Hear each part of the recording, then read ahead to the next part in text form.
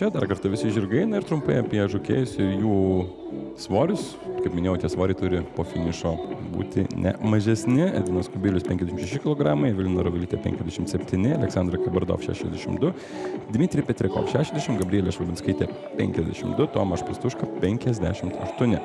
Lygiai taip pat nenurašykime ir kitų žirgų.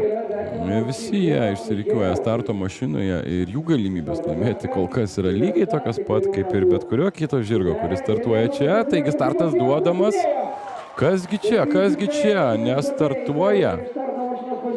nestartuoja Barsas, ko gero iškrenta iš lenktynių, viskas, Barso lenktynės baigės, jeigu jam pavyks nefinišuoti paskutiniam, ko gero tai bus stebuklas.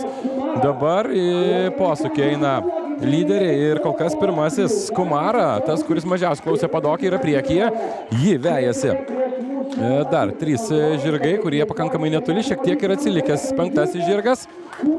Ir lieka vienas ratas, 1 kilometras. Priekyje Kumara, antrasis bėga Flirtation, trečiasis šiuo metu mūsų mėnesdis arkliukas Korte Franka. Tolimasis posūkis ir Kumara tolsta, bet nepamiršim, kad Flirtation yra labai stiprus finišas. Flirtation šiuo metu yra 4. Jeigu nemaišau dabar, žvilgtėsime, vertinsime tiksliau galimybės, Flirtation labai stiprus finišas. Tad kol kas čia dar niekas nėra aišku. Kumara pirmas, tačiau spaudžia 2 žirgai ir vienas iš jų yra Korte Franka, kitas yra Flirtation. Panašu taip ir beje Kumara jau lenkia ir Laudersas. Namų posūkis po jo tiesioji, viskas čia ir paaiškės.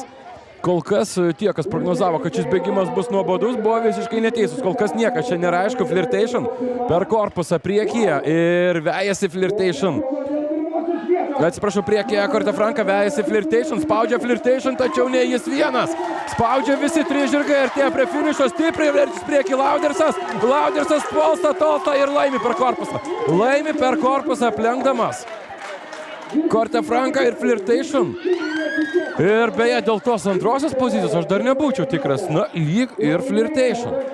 Tačiau būtinai pasižiūrėsime pakartojimą.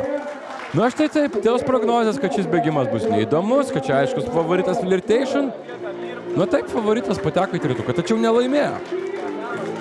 Laudersas finišą tiesioja, tiesiog išdarinėjo stebuklus. 3 žirgai kovoja dėl pirmosios vietos, ne 2, o 3,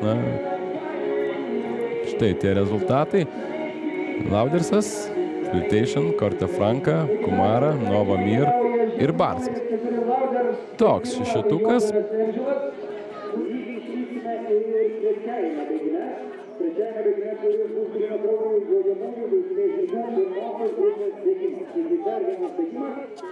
Aš matau vis daugiau žmonių, kurie keliauja į padoką, o tai yra labai gerai.